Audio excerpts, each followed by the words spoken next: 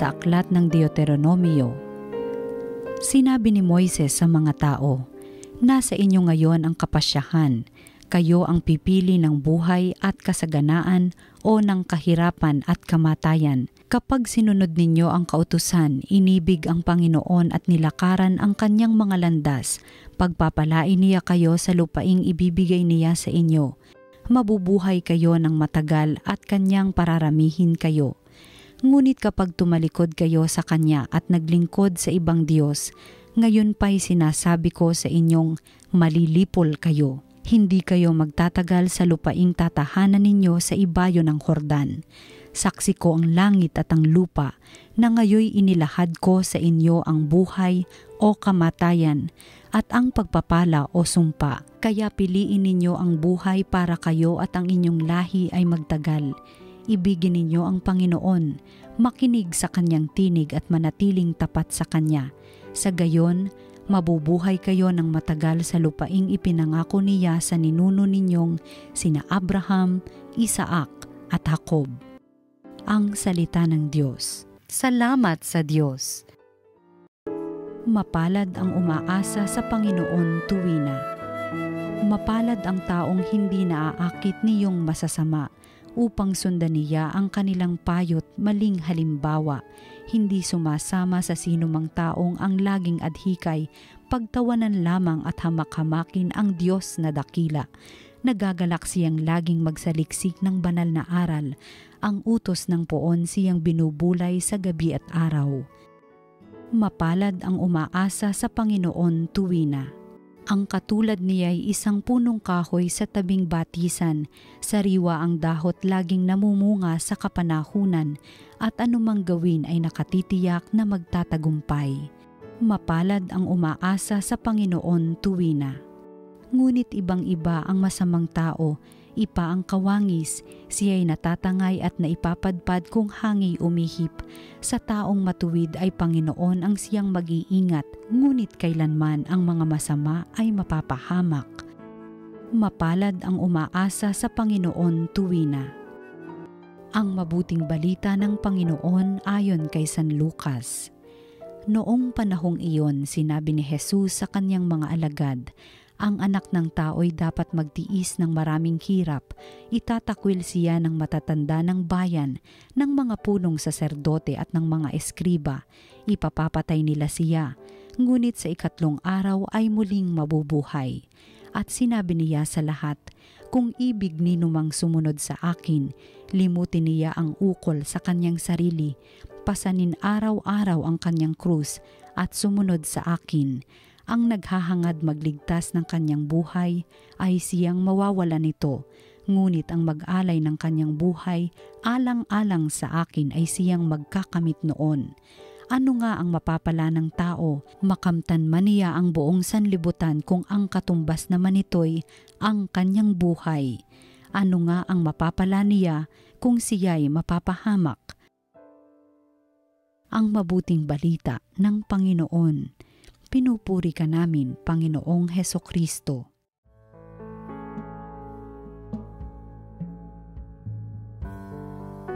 Magandang araw po mga kapatid kay Kristo.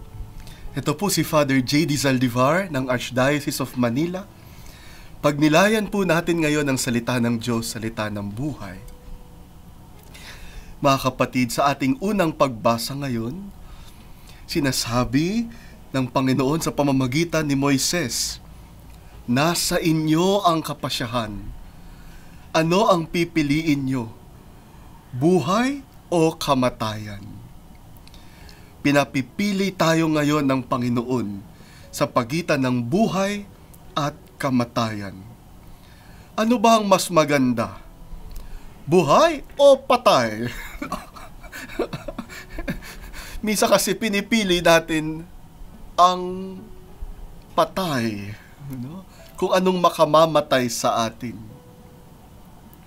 Pero ito ang mas matinding tanong. Anong mas maganda? Buhay o buhay na buhay? Minsan kasi, mas pinipili na lang natin yung basta nabubuhay. Mere survival. Sige na lang. Go na yan. Buhay na tayo dyan. Sa halip na tanggapin ang paanyaya ng Panginoon para sa isang buhay na buhay, sagana sa buhay. Sabi ng Panginoon sa ating ebanghelyo ngayon, kayo ang pipili kung buhay at kasaganahan o kamatayan at kahirapan. Piliin sana natin hindi lang yung basta nabubuhay, kundi buhay na buhay. Kaya nga sabi ni Jesus ng ating Panginoon sa Ebanghelyo ayon kay San Juan, John chapter 10 verse 10, pumarito ako upang magkaroon sila ng buhay, buhay na sagana, buhay na buhay na buhay.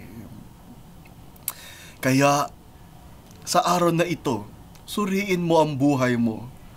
Ikaw ba ay buhay lang o buhay na buhay? Ay, alam nyo, may isang nagsabi sa akin, yung taong buhay pero hindi buhay na buhay, anong tawag? Papatay-patay. Okay na sa kanya na basta buhay lang siya. Sa halip na mga talagang malaya, malalim ang pag-ibig, malawak ang pananaw, at malapit sa Diyos. Yun sana ang buhay na buhay. Alam niyo po, paano po matatamoy ang buhay na buhay? Matuto tayo sa mga kapatid nating deaf, mute, no? Mga kapatid nating hearing impaired at speech impaired. Sa kanilang sign language, American Sign Language, napakaganda ng kanilang senyas para sa buhay, para sa life. Tuturo ko po sa inyo ngayon, tinuro to rin sa akin ng isa kong kaibigan na nagsasalita sa pamamagitan ng American Sign Language. Ganito daw ang sign language ng life, buhay. Sundan niyo ako habang nanonood kayo sa akin. Gawa kayo ng dalawang L, tapos itaas ninyo,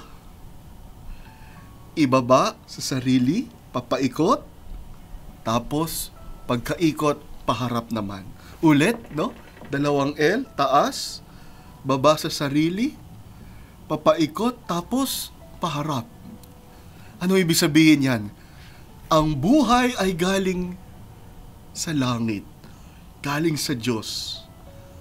Binigay sa atin, pinagkaloob sa atin para maibahagi, maialay. Hindi pwede na ang buhay ay puro ganito lang. Napakadamot.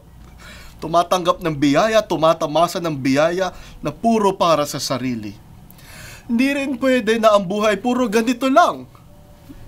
No? Nagbubuhos pero hindi tumatanggap mula sa Panginoon. Mayabang, akala lahat galing lang sa Kanya. Hindi. Ang taong buhay na buhay, alam niya na ang biyaya galing sa Diyos.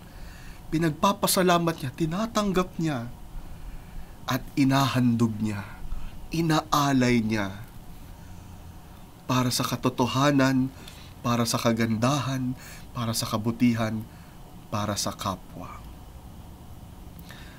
Ikaw ba ay buhay na buhay o papatay-patay? Sana lahat tayo buhay na buhay. Manalangin po tayo. Panginoon, salamat po sapagkat binigyan mo kami ng kalayaan na pumili sa pagitan ng kamatayan at buhay. Piliin nawa namin na maging buhay, at hindi lang buhay, kundi buhay na buhay. Amen. 5